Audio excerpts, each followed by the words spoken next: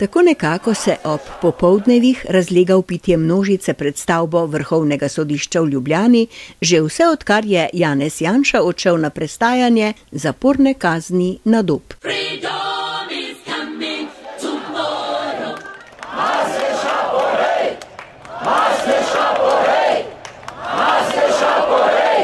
Predsednik Vrhovnega sodišča Branko Masleša, ki se medtem skriva v sodni palači, jih vsak dan znova razočara in ne pove ničesar. Navsezadnje, kaj pa naj bi rekel? Je mar on kriv, da je ena od podrejenih sodnic, takoj ko ji je naložil delo, odšla na dopust, druga pa si ne predstavlja, kako bi lahko zapleteno nalogo opravila v doglednem času. Medtem pa množica vpije.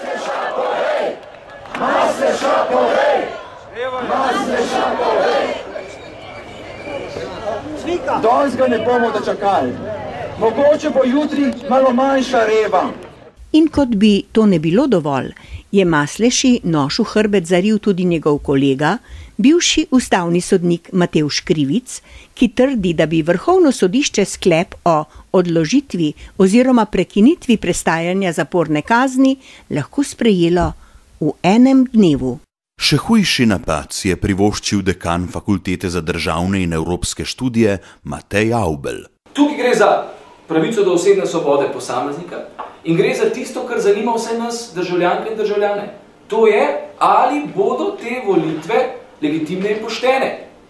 Vse nas, leve in desne in tiste vmes, mora zanimati, ali je v pravnem smislu vodja opozicije, gospod Janez Janša, za storjeno kaznivo dejanje kriv ali ni. Še sreča, da o vsem tem odjemalci električne energije ne vemo ničesar, saj javna televizija skrbno pazi, da bi ne prišlo do vznemirjanja javnosti in raje predvaja druge vsebine. Ktorého zastavuje obranca Jančo, posiela dopredu Šutáka, Šutek dáva Šulekovi, Šulek vo vyloženej gólovej šanci. S tem pa že omenjeni Matej Avbelj spet ni zadovoljen. In da je mera polna, se zdi, da tega, da to slovensko javnost po zaslugi nenavadne medijske blokade, to moram priznati, sploh več ne zanima. Beremo o delfinih, beremo ne vem čem še vse, ne beremo pa o tem, da je tisto, kar je skupno dobro v tej državi, za leve, desne in tiste vmes, to je delovanje pravne države in demokratične države, popolnoma pod vprašanjem. Jaz ne vem, komu v tej državi je v interesu, da imamo mi popačeno demokracijo pa popačene volitve. Posiela dopredu Šutáka, Šutek dáva Šulekovi, Šulek vo vyloženej gólovej šanci.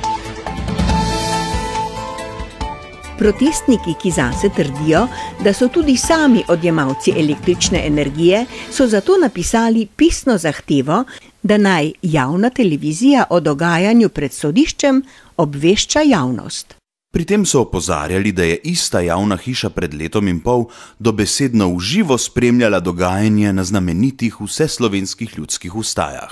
Nekateri očitno ne razumejo, da je takrat šlo za revolucionarno zamenjavo oblasti, kar je medijsko zanimivo. Zdaj pa gre za čisto običajne volitve, če ne štejemo manj pomembnega dejstva, da je vodja opozicije pač v zaporu. No, na srečo protestniki zahteve tako ali tako niso imeli komu izročiti. Direktor javne RTV Slovenija Marko Fili je namreč prav tedaj odšel na dopust. Mimogrede, ni nam uspelo izvedeti, ali ga je načrtoval skupaj s prej omenjeno sodnico poročevalko. Njegova tajnica pa zadeve tudi ni mogla vzeti v roke, ker je imela ravno sveže nalakirane nohte. Javna RTV, kot rečeno, za zdaj uspešno blokira informacije o vsakodnevnih protestih množice pred stavbo Vrhovnega sodišča. Zelo nerodna reč pa se je primirila najmlajši od slovenskih televizij, Planet Siol. Njihov novinar Matej Hlepš je namreč posnel in objavil intervju z Urško Bačovnik Janša, ki je med drugim potožila.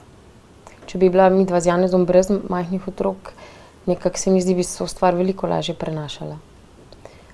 Ko pa gledam otroke, ko gledam dojenčka in ko gledam dvoletnika, mi je pa vsaka ura, ko smo povsem po krivici ločeni,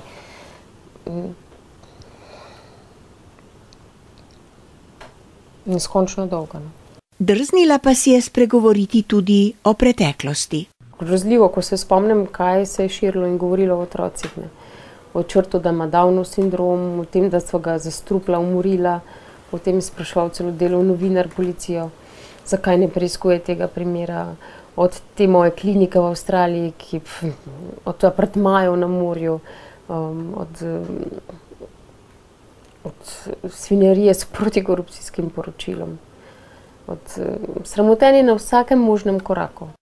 Le malo je manjkalo, da bi se zaradi izjav žene pravnomočno obsojenega politika v javnosti izoblikovala izkrivljena podoba naših neodvisnih medijev in poštenega sodstva.